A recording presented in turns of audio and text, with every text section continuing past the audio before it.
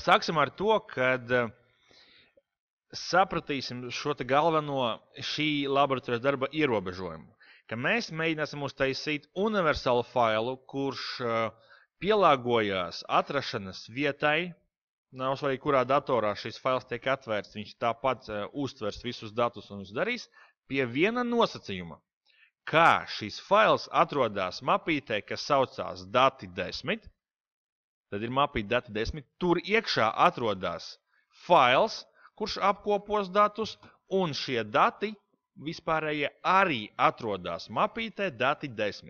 Tad, ko es tagad daru? Es aizēju uz mapi dati 10, un tur blakus manām mapītēm gandrīz visi dati, un tagad toči ne visi dati. Es izveidoju ar labo kliķi, tā būs ātrāk vienkārši. New Excel worksheet. Ja, nu, un tas būs, piemēram, lai es saukšu to files. Nekas galvā neiet. Files.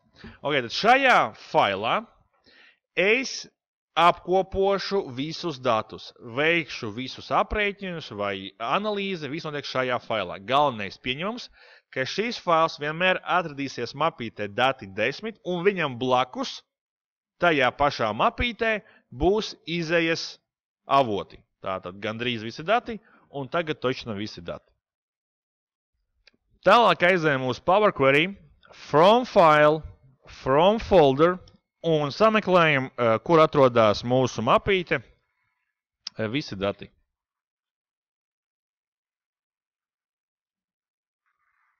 Meklējam, kā ierasts. Kur tu viņi bija? My documents, dati 10, gandrīz visi dati. Ok, un skatāmies, ko mums piedāvā queries šajā jautājumā. Tālāk ir jāiztira dati. Mēs nevaram lietot visus datus uzreiz, visus 7 mums ir jādala pa solīšiem. Sāksim ar Excel failiem. Līdz ar to es izmantošu šo stabiņu extension, lai tajā atlasītu tikai Excel failus. Ok. Nākamais solis, kad man jau šeit ir viss pieejams, es mierīgi dzēšu nost visu izņemot content, jo pārējais man nav vajadzīgs šajā uzdevumā. Tātad content izvēlamies remove other columns.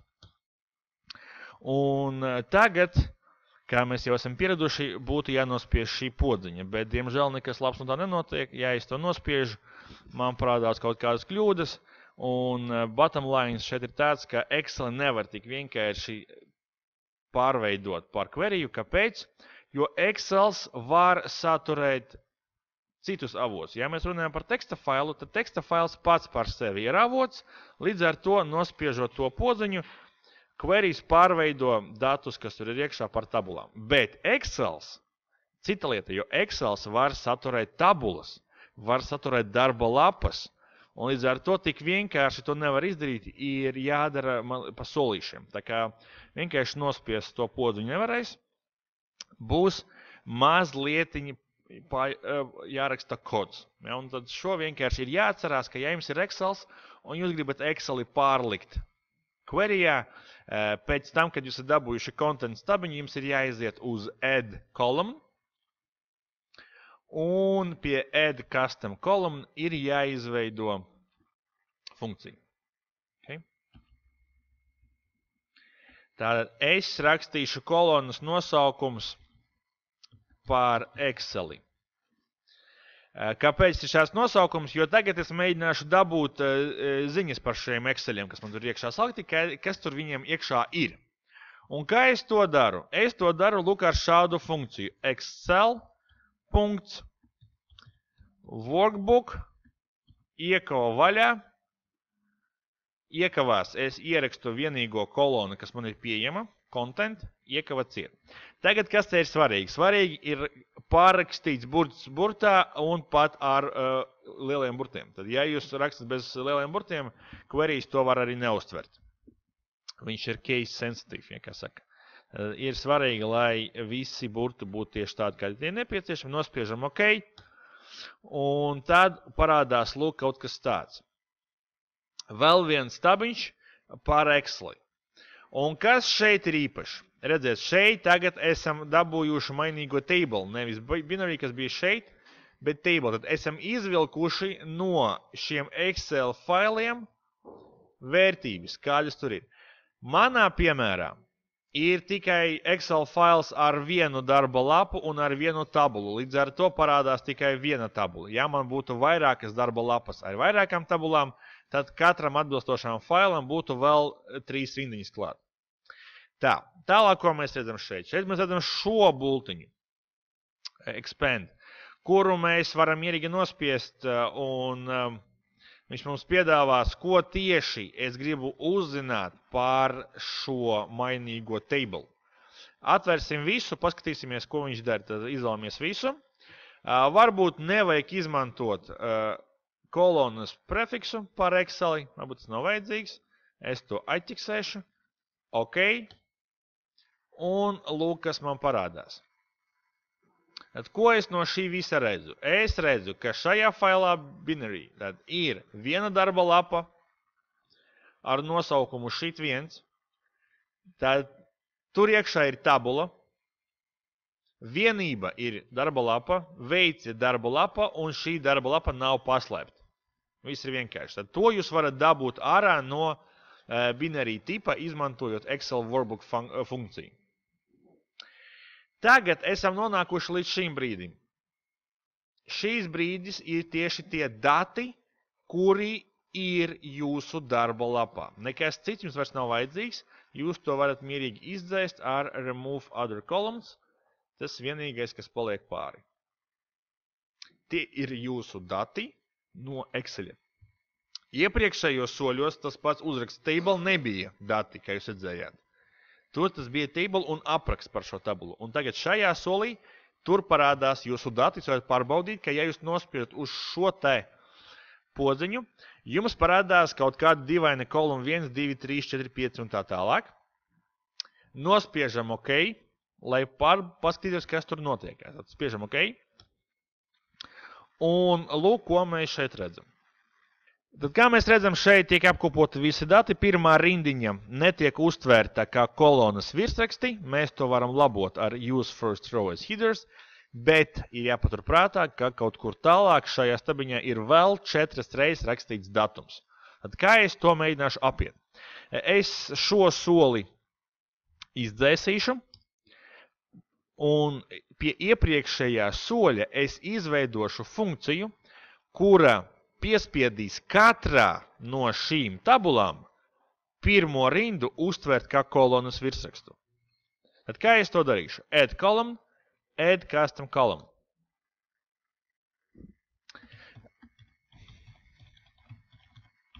Nosaukšu šo kolonu ar virsrakstiem. Un funkcija izskatās šādi. Table, punkts, promote, headers. Iekava vaļā. Šajā iekavā mēs ieliekam vērtības no kolonas data. Iekava ciet. Atkal burta izmērim ir nozīme. Visas funkcijas, kuras mēs apskatām, vēl es atgādināšu, atrodas šeit Learn about Power Query Formulas. Šeit jūs varat atrast jebkuras citas funkcijas, kuras jums varētu būt nepieciešams. Ja, es zinu šo funkciju. OK.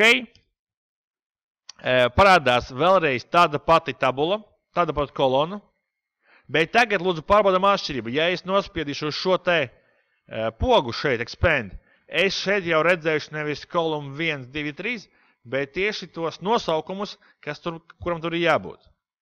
Ja, tad pirms es paidīšu OK, es vēl izdzēsīšu šo stabiņu data, nav vajadzīgs, remove, šādi, un tad ar virsrakstiem uztaisīšu tā, lai vispārējais man parādās. Okay? Parādījās vispārējais. Lūk, uzdevums ir izpildīts. Ko vēl varētu pielikt klāt? Vēl šeit varētu piestrādāt pie noformējuma, pateikt, ka šis stabiņš ir nevis data type any, bet tieši date, un ka šis stabiņš nav jebkas, ja, bet tas ir whole numbers. Vienkārši, lai tas būtu jau iestrādāts iekšā, lai turpmākajos aprēķinos vai analīzē man viss būtu skaisti. Tā, nu, protams, saglabājam šo lietiņu, pārsaucam, es šo saukšu atkal pār lielo tabulu, Q liela tabula. Un saglabāsim arī kā saiti, close and load to, only create connection.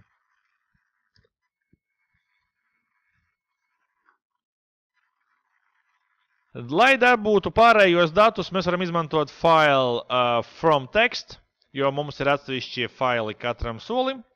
From text. Šeit atkal sameklējam savus datus, gandrīz visi dati, un sāksim ar darbiniekiem. Nospiežam OK. Un šeit gandrīz vai viss notiek tā, kā vajag. Ko vajag izdarīt šeit? Kādi jāveic soļi papildus? Mēs varam šeit, pirmkārt, pirmais solis ir use first row as headers, protams, kad saliekam šādi. Otrais solis ir samainīt noformējumus. Tad atkal dzimšanas datums. Mums ir datums, tāpēc data type ir nevis text, bet gan date. Šādi. Un atkal problēmas. Un dienas likme ir nevis kaut kas, bet currency. Un atkal visur problēmas. Un to tagad būs jālabo. Nu tad tiksim atpakaļ, change type nodzēšam, lai tās kļūst pazustu. Ar dzimšanas datumiem ir problēma jau ir skaidra, esam to risinājuši iepriekš, tā kā jums izdosies. Ar dienas likmi. Nu tagad pirmais solis saprast, kur ir problēma. Tad problēma atrodas kreisajā pusē vērtība. Tas nav cipars. Kāpēc tas vajadzētu nebūt cipars? Laikam tāpēc, ka ir nevis punkts, bet komatam ir jābūt. Tiklīdz mēs saprotam šo problēmu, mēs varam tikt tālāk. Tātad ir jānomaina šīs punkts uz komatu, labais klikšķis, replace values, un pasakam, ka mums vajag value to find. Punkts, replace with, komats. Ok, ļoti ātrs solis, viss izpildīts, un tagad mainam šo lietiņu pret currency, un esam laimīgi. Šis risinājums darbojas tikai šim datoram, kas ir ļoti bīstams risinājums. Jo ja uz jūsu mājas datora būs pretēja situācija, tad šis solis jums pretēji sabojās visu, nevis izlabos. Jo viņš tāpat nomainīs punktus pēc komatiem, bet tad būs cita problēma. Okay? Tā kā šeit esam uzmanīgi. Labi, šo mēs arī pārsaglabājam ar nosaukumu Q darbinieki, arī load, close and load to, only create connection, load. Labi, tas mums ir arī izdarīts. Un tagad skatāmies tālāk. Acīm redzami, ka darboties ar precēm vajag tāpat kā ar darbiniekiem. Es jums gribētu parādīt vēl vienu iespēju, kā jūs vēlreiz to varat izdarīt.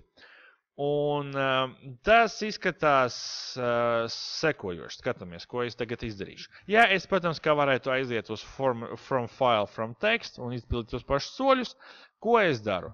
Es ar labo klikšķi virs darbiniekiem kopēju šo pašu queriju. Jo it kā man vajag to pašu izdarīt. Es kopēju šo queriju, duplicate, man parādās vēl viens tas pats, queries, šādi. Es viņu pārsaucu pār preces, lai man nebūtu problēma. Un tagad man šeit ir jānomaina kaut kas, lai atkal viss darbotos tādā pašā ritmā, kādā man vajag. Ko es daru? Es aizēju uz View Advanced Editor un šeit kaut ko izmainu. Vienkārši nomainu darbinieki uz preces. Jo es uzskatu, ka tas ir tāds pats solis, jo es daru to pašu. Man jāiziet uz failu, jāpaņem no turienes dati, to es arī izdaru. Lūk šādi, nospiežam done, un mums ir daudz kļūdu, dažādi parādījās. Kāpēc? Ja, kā mēs redzam, kļūda parādās tāpēc, ka mums visi pārējie soļi ir pildīti ar citām kolonām, ar citiem nosaukumiem. Tikai pirmais ir izpildīts pareizi, un tālāk viss iet pa burbuli. Tad, es šeit vienkārši visu izdzēsīšu. Šādi visu izdzēsīšu. Palikšu pie šī pirmā soļa. Un tagad mēģināšu atrast veidu, kā savu dzīvi padarīt labāku. Kā mēs redzam, šajā piemērā problēma ir tie domazīmes. Ja mēs vienkārši izpildam darbību split column by delimiter un pasakam, ka mēs gribam izdarīt, izmantojot savu zīmi, domu zīmi, at each occurrence of the delimiter, ok, tad mums sanāk lūk šāda problēma.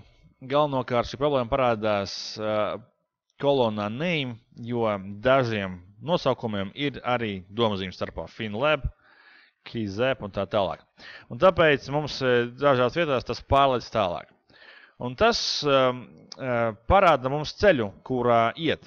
Acīm redzami nav jāiet no kreisās puses, ir jāiet no labās puses. No labās puses mums arī ir sava problēma, jo šeit tā domu zīme tur ir jābūt, jo tas ir pēc nosaukums. Bet atšķirībā no nosaukuma vārdā, no šī zīmītes vārdā, šeit tās domu zīme ir visur. Līdz ar to es varu viņu kontrolēt. Šeit es viņu nevaru kontrolēt. Viņa parādās, pazūd pati. Bet šo es kontrolēju. Tāpēc šeit izskatās šāds solis. Tad es izmantoju to pašu delimiter, to pašu custom, to pašu domazīmi, bet no labās puses. At the rightmost delimiter. Ok? Un sākumā tieku vaļā no ID numura pirmās daļas. Tad es turpinu to pašu joku darīt atkal tāpat custom, tāpat domazīmi, tāpat rightmost delimiter, ok, un dabūnu otro ID numuru. Un beidzot pēdējais solis by delimiter, tas pats, un šoreiz atkal labā puse, ok, un esmu dabūjis cenu. Un pat galvenā problēma bija šis stabiņš, un šo stabiņu es esmu atstājis bez izmaiņām, pārējo esmu pārveidojis. Un atkal, tagad parādās tas mūsu patīkamais posms, ka tagad es šo varu kontrolēt, un kad man beidzot ir 4 kolonas, es varu pateikt, ka šīs 2 man atpakaļ ir jāsaliek kopā. Merge columns, un pasakam, ka arī separator, protams, kad ir domazīme, nosaukums ir ID, ok, un esam uztaisījuši viņu šādi. Ideja šajā uzdevumā ir tāda, ka jūs varat kontrolēt šīs izmaiņas šajā stabiņā un nevarat kontrolēt šīs izmaiņas šajā stabiņā. Un tāpēc jūs to šādi varat atrisināt. Tagad ReadSo un ReadSlo grupa skatāmies, kas notiek. Grupa, kura klausās, piedāvā risinājumus. Un ir vēl viens risinājums šim uzdevumam, un risinājums ir tāds, ka šajā posmā šeit, ja, mēs nomainīsim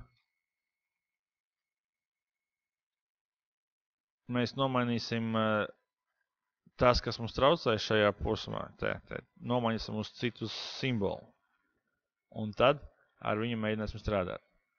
Kā mēs to darām šādi. Tad replace values mēs pasakam šeit, ka mēs gribam aizvietot sākumā kā domasvītre zap. Jep. Paldies. Ar kā apakšsvītre zap. Ok. Ir viena izmaiņa šeit. Un otra izmaiņa ir FinLab. Tad mēs darām vēlreiz to pašu. Replace values. Šeit ir FinLab, mainam to uz FinLab. Ok. Un tālāk varam turpināt tās pašas darbības ar split column. By delimiter. Jā, uz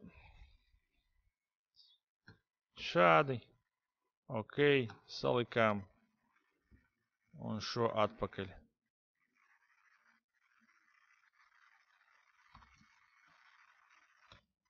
Salikām. Varētu likties, ka tas ir ātrāks risinājums. Šim konkrētam gadījumam strādā ļoti labi, mums ir tikai divi tādi vietas, kur to var labot. Bet atkal tas parāda risināšanas gaitu, ka tas, kas mums traucē, viņu vienkārši vajag dabūt nost. Ja, un viens no risinājumiem ir šāds vienkārši aizvietot viņu. Protams, ka pēdējā solī to var tagad labot. Visam šim stabiņam var atkal pateikt replace values un pateikt, ka tagad tikai šim stabiņam apakšsvītras nomaini uz domu zīmēm. Ok? un esam atpakaļ tikuši līdz mūsu uzdevumam. Tad vēl viens risinājuma veids ir vienkārši aizvietot to problematisko pusi mūsu kodā. Un esam tikuši tālāk. Pēdējais solis šeit ir tāds, kad mums ir nepareizie nosaukumi. Mēs uztaisam use first row as headers šādi. Un vajadzīgajās vietās vienkārši nomainam nosaukumus manuāli. Tad man šeit name price sakrīt, ID nesakrīt līdz galam, es viņu vienkārši manuāli nomainu, augšā dubultklikšķi. Un tagad viss ir forši, queue preces, close and load to, un only create connection. Esam izveidojuši šo te. Tagad šobrīd esam izveidojuši 3 tabulas, un katrā no šīm tabulām ir viena nopietna problēma. Un šī nopietna problēma slēpjas pašā pirmajā solī. Ja mēs atvērsim Advanced Editor, mēs redzēsim, ka lūk šī rindiņa rada mums problēmas, jo mums visu laiku ir jāskatās tikai uz šo ceļa posmu. Tad, ja es esmu šajā datorā, ja esmu novietojis šo mapi, šo failu šajā pozīcijā, tad mana programma strādās. Tad, ja es šo failu pārceļu, tad man ir jālien šeit iekšā, jāmaina šis nosaukumiņš, šis ceļš līdz man vajadzīgiem, un varu turpināt darbu. Kā mēs varam šo procesu automatizēt? Es jums parādīšu vienu tādu paņēmienu. Ja jums vajag, lai queries, un es tagad runāju par šo daļu, par šo tekstuālo, par šo koda pierakstu, lai jūsu queries pilda darbības balstoties uz kaut kādiem mainīgajiem, kurus jūs ievadat Excel lapā, tad jūs varat izmantot šo tehniku, ko es jums tagad parādīšu. To parametru tehniku, kā to var lietot. Vēlreiz pasvītroju, mēs tagad izmantosim paņēmienu, kas ļauj Excel lapā ievadīt kritēriju, un queries, izmantojot šo kritēriju, pildīs šo kodu. Mūsu gadījumā kritērijs būs šīs ceļa gabals. Bet tas varētu būt šīs kritērijas šeit, pēc kā filtrēt, vai tas varētu būt jebkurš cits no mūsu kritērijiem, kurus esam izmantojuši līdz šim. Kā tas darbojās? Pirmais solis man būs darba lapa, kuru es nosaukšu par parametri. Nu, tā vienkārši.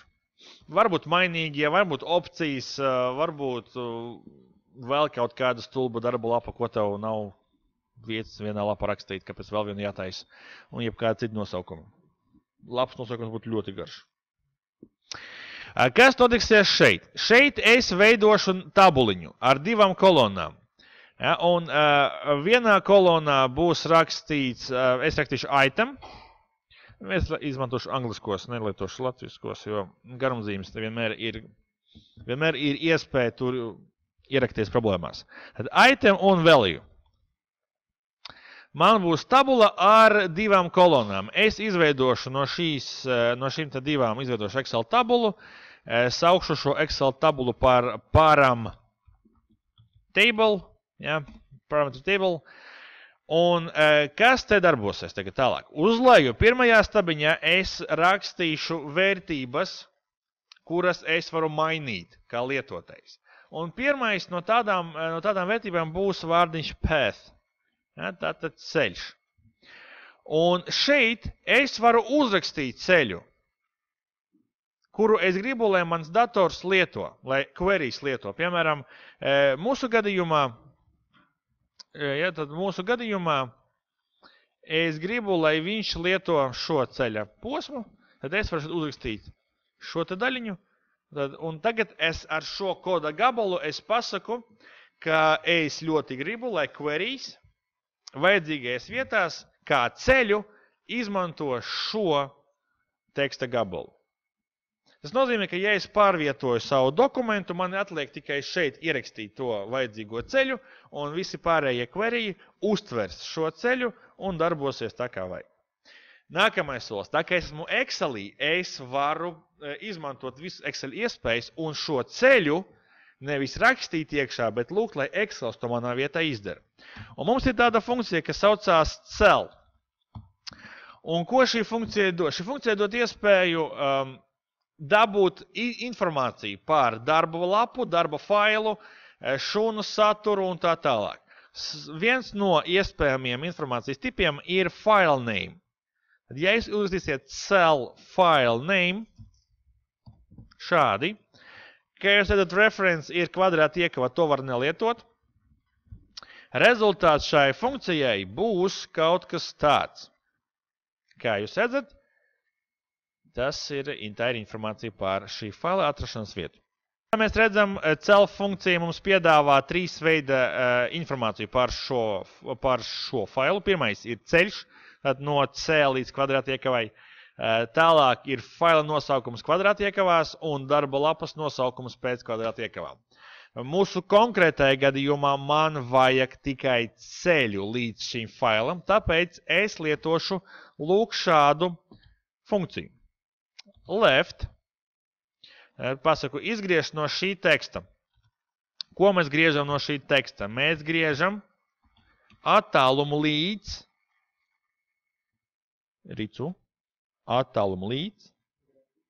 kvadrātiekavai. Lūk, šādi izskatās funkcija. No kreisās puses, no šī teksta izgriež lūdzu kvadrātiekavu šajā tekstā. Atbilde ir lūk šāda. Redzam, ka viņš man izgrieza līdz vajadzīgajai pozīcijai. Kā jūs man ieteiksiet pilnveidot šo formulu, lai viss būtu ideāli? +1 vai -1? Pagaidam. Jūs tagad var pēc tejas aiziet arī domā. +1 vai -1? Redzam, problēma ir tāda, ka man parādās kvadrātiekava beigās.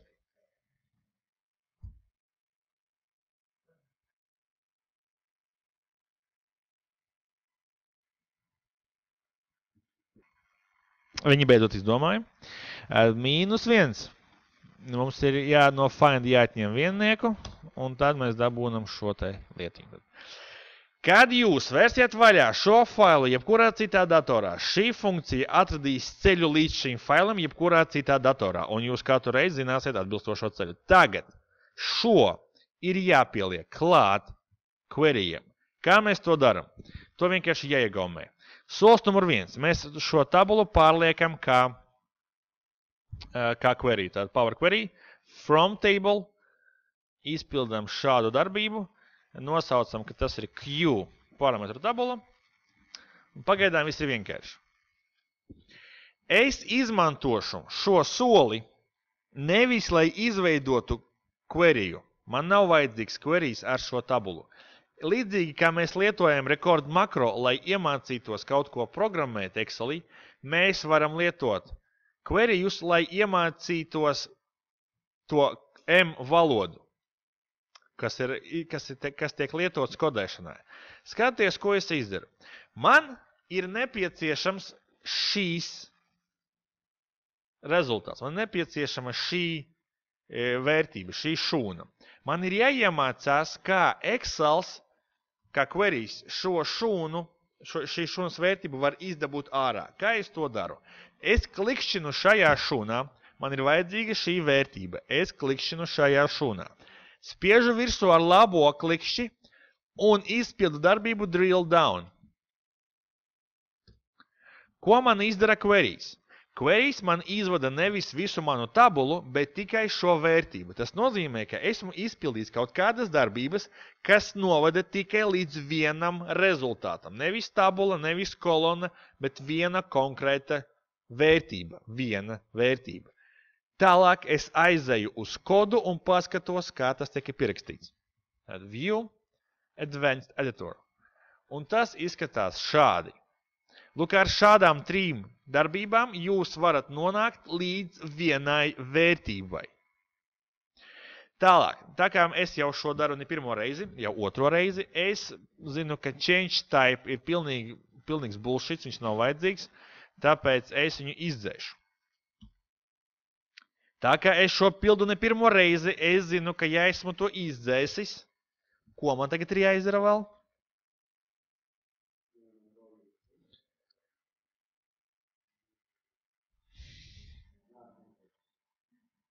Ar ko ir jāizdara? nākamajā rindiņā, šī value rindiņā, man ir jāsavieno ar iepriekšējo rindiņu. Ja, tad šo pozīciju change type ir jānomaina uz source. Tieši tā. Lūk, tad šādas divas rindiņas, šīs divas rindiņas mums dot iespēju no konkrētās tabulas izdabūt ārā atbilstošo vērtību. Tagad skatāmies, kā darbojās šī daļa. Okay? Tad, ko dara source? Source aiziet uz Excel tabulu un ielādē tur visu tabulu. Kas notiek tālāk? Tālāk jūs ierakstat šo vērtību. Un ko tas nozīmē? No šīs tabulas, šīs rindas, šīs kolonas vērtību. Tad kolona value, rindiņa 0. 0 tā rindiņa ir kāda rindiņa? Šajā kontekstā. Pirmā rindiņa. Ja? Tad, ja jums būtu tabula ar vairākām rindām, jūs varētu mainīt vērtības par rindām, vienkārši mainot šeit cipariņu. 1, 2, 3, 4, 5. Ja? Tad katra nākamā rindiņa. Tālāk, ko es daru? Šīs divas lietas es kopēju. Tā, man vairs tas nav vajadzīgs. Es lietoju šo queryju vienam mērķim, lai dabūtu šīs divas rindiņas. Tā kā es šo varu done aizvērt. Un tad šeit, kreisajā pusē, starp queryiem izvēlēties, kuru queryju es pirmo padarīšu par gudro queryju. Es izmantošu lielo tabulu. Tā būs ātrāk. Lielā tabula. Super. Ejam uz Advanced Editor. Un tagad skatāmies, ko es daru. Šeit, pirms visa, es iekopēju šo kodiņu. Es viņu mazlietiņ pārtaisīšu, atkal paturot prātā svarīgas nianses par M valodu. Tas, ka mums katra rindiņa sākas ar nosaukumu, beidzās ar ko? Ar komatu.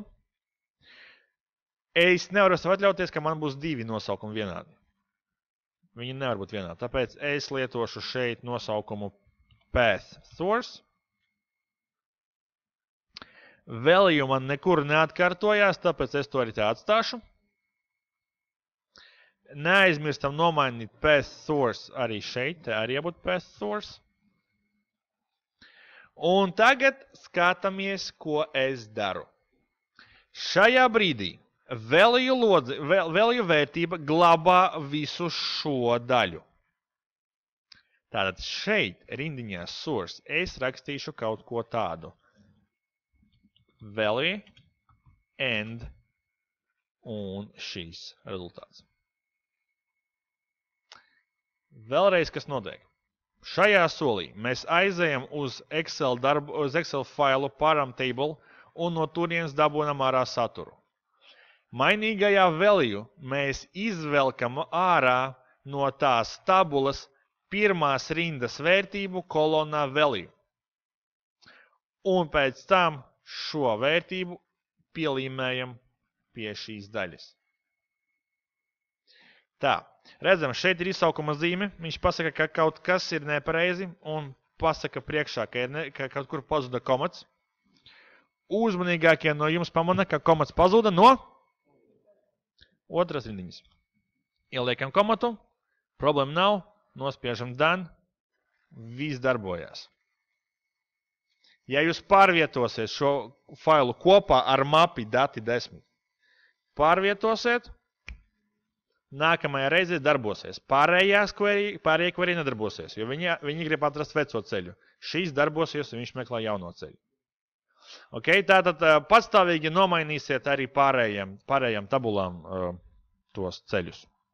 Nākamie soļi ir pamēģināt sapludināt šīs trīs tabulas, redziet, jo mums tagad nepietiek tikai ar pārdošanas datiem, mums tagad ir jāpieliek arī cena, lai noteiktu ieņēmumus, jo mums būs nevajadzīgi ieņēmumi 5. uzdevumā, tad mums ir jānosaka arī ieņēmumi.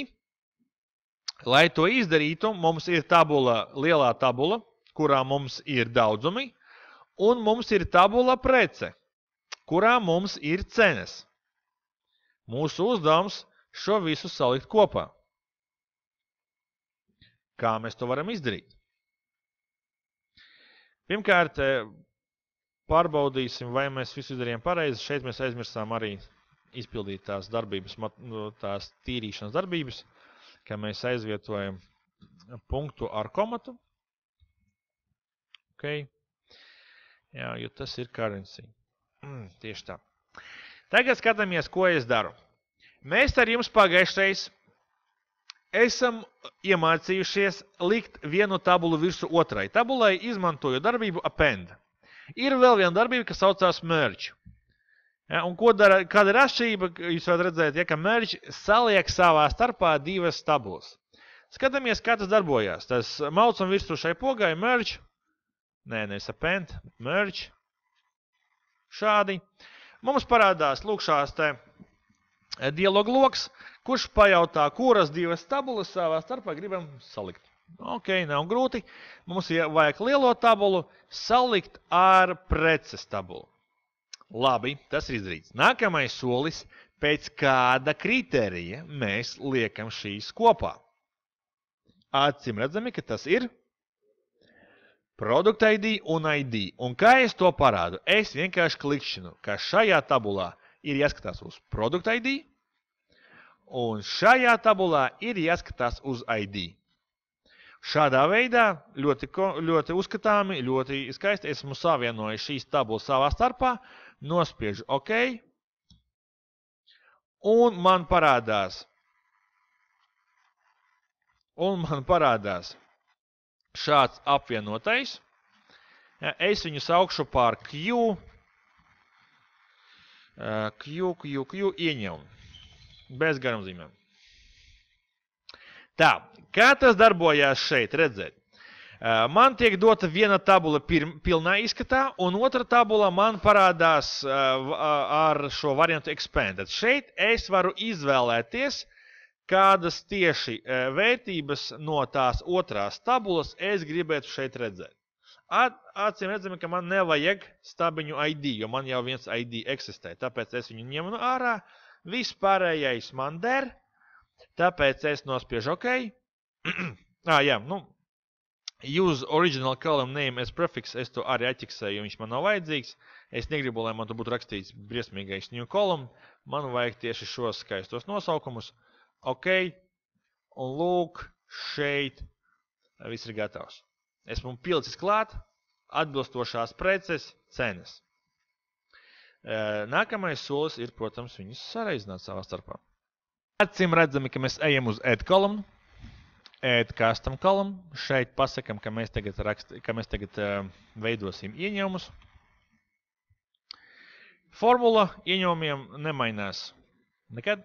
Cena reiz daudzums. Tad pasakam, ka ir stabiņš daudzums, reiz stabiņš cena. Viss. Nospiežam OK. Un mums parādās jauns stabiņš, un mēs varam turpināt šo stabiņu automatizēt. Tā, kā es saglabāšu šo queryju? Es šo queryju saglabāšu kā tabulu. Kāpēc? Jo es vēlāk gribēšu analizēt ieņēmumus, un, lai es to varētu darīt, man vajag saglabāt šo queryju kā tabulu. Tāpēc es to arī vienkārši saglabāju, nospiežu šo podziņu close and load, bez close and load to. Tad saglabājam. Pagaidām brītiņu mums parādās lūk šāda skaista tabula, kurā mums viss ir redzams. Tā. Tālāk, neskrolojās. Tālāk es gribu pielikt klāt vēl ziņas par darbiniekiem. Acīm redzami, ka to var izdarīt ar to pašu merge, bet es jums gribētu atgādināt to, ko mēs apskatījām lekcijā, ka jūs varat sasaistīt savas tabulas jau pivot tablā iekšā bez fiziskām darbībām. Jo tas, ko mēs tikko ar jums izdarījām, iepriekš mēs veicām ar VLOOKUP funkciju. Mēs paņemam vienu tabulu un piemeklējām no otras tabulas vērtības, izmantojot ID numuru. Tas pats VLOOKUP vienkārši ar citu rīku. Tagad vēl viens veids, kā to izdarīt. Lai jūs varētu to izdarīt, apvienot divas tabulas nevis fiziski, bet ar saitēm, mums ir jāpārveido par tabulu arī queryju darbinieki. Tātad nevar viņu atstāt kā connection, viņu tomēr ir jāielādē iekšā darba lapā. Tad kā to var izdarīt, atgādināšu vēlreiz. Tagad šeit pie Workbook Queries labais klikšķis virsū, atkal Load to un izlēmies Table. Load. Un mums parādās vēl viena darba lapa, un šajā darba lapā mums ir šis te ziņas. Tā atgādināšu, ka mums bija problēmas ar dzimšanas datumu mūsu queryjā. Tā kā šeit mums ir datumi nepareizi. Jūs viņus varat pamēģināt šeit pārformatēt par laiku. Nē, arī nedos. Nu labi, tad nevajag. Ok, tagad skatāmies mūsu setups uzdevumam. Ir divas darba lapas. Vienā darba lapā ir queries iekšā Q ieņēmumi, fiziski Excelī. Otrā darba lapā ir Q darbinieki, fiziski Excelī. Un šīs divas darba lapas ir savā starpā loģiski saistīts. Šeit ir stabiņš Employee ID un šeit ir stabiņš ID. Un tagad izmantojot šo īpašību, es savienošu šīs tabulas savā starpā. Kā es to daru? Es aizēju uz data izvēlni, un data izvēlnē ir podziņa relationships. Šī podziņa būs tikai 13. ofisā un uz augšu. 10. un 7. viņas nebūs. Nospiežam uz šo podziņu. Šeit ir iespējams ievadīt visas saites, kuras ir jūsu failā. Mēs taisam jaunu, acim redzami, new. Un tagad lūdzu skatāmies uz šo logu. Šajā logā ir jāredz VLOOKUP funkcija. VLOOKUP funkcijas pirmie divi argumenti. Atceramies. Pirmais lookup value, otrais lookup range. Tad ko meklējam, kur meklējam. Okay? Tad šeit darbojas tāpat. Tad ko es meklēju? Es meklēju Q ieņēmumi kolonas Employee ID vērtības, kur es tās meklēju? Q darbinieki kolonā ID. Ļoti vienkārši pretēji tas nestrādās. Nevar meklēt ņemt darbiniekos un meklēt ieņēmumos. Kāpēc? Ir svarīgi, ka šī tabula, to ID stabiņā, ir unikālās vērtības, un šeit vērtības var atkārtoties. Tā ir galvenā ideja. Nospiežam OK, pagaidām brīti, un jums ir izveidota saite starp šīm divām tabulām. Close. Visi labi. Šo saiti nevar pamanīt, bet, kad jūs sāksiet veidot atskaites 5. uzdevumam, jūs redzēsiet, ka jums ir iespēja pielikt klāt arī datus no darbinieku tabulas. Piemēram, es varu aiziet uz Insert Pivot Table, New Worksheet, OK, un šeit izveidot atskaiti ne tikai par preces nosaukumu un ieņēmumiem šādi, kas izriet no šīs tabulas. Bet arī es varu nospiest More Tables. Es atradīšu šeit manas pārējās tabulas. Lūk, šīs divas ir savā starpā saistītas. Un no tām es varēšu izveidot.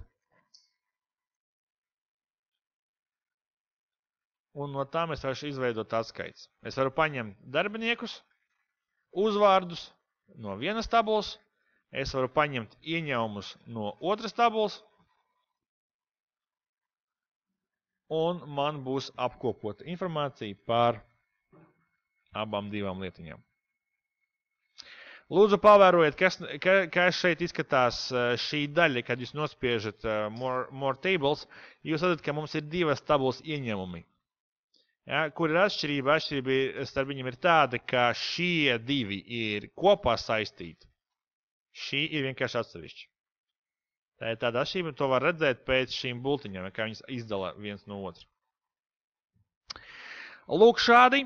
Ir uztaisīts tas mūsu, mēs varam apvienot atkal divas tabulas arī tā. Ne tikai caur merge query, mēs varam arī ar relationship viņu savā starpā salikt. Tā, no šeit viss ir vienkārši. Kā vienmēr šajā priekšmetā, nekas nav sarežģīts. Tātad,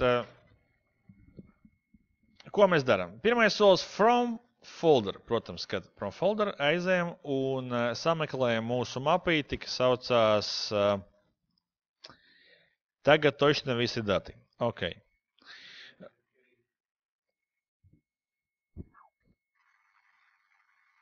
Tālāk, šeit mums te ir vienveidīga data, neko nevajag darīt. Vispār šeit tālāk viss ir ļoti vienkārši. Remove other columns.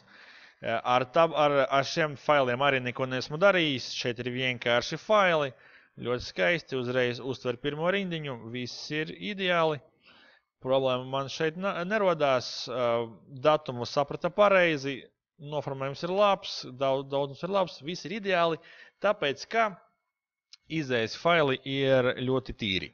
Jā, tad šeit šo var nosaukt par Q citi dati, piemēram, vai jebkas savādāk. Saglabāt šo lietu arī var vienkārši close and load to, only create connection, gatavs. Un tagad skatāmies, kas notiek. Man ir tabula citi dati, kurai ir tādi paši nosaukumi kā tabulai lielā tabula. Lielā tabula tālāk tiek izmantota citiem aprēķiniem un citām darbībām. Līdz ar to es pie lielās tabulas pielieku klāt ar append, pielieku klāt šo jauno tabulu, ko esmu izveidojis, citi dati. Ok, viņa kļūst vēl lielāka, es viņu vienkārši saglabāju un lūk skatāmies šeit, ja es refrešošu šo atskaiti, mani dati atjaunosies. Un viss ir labi.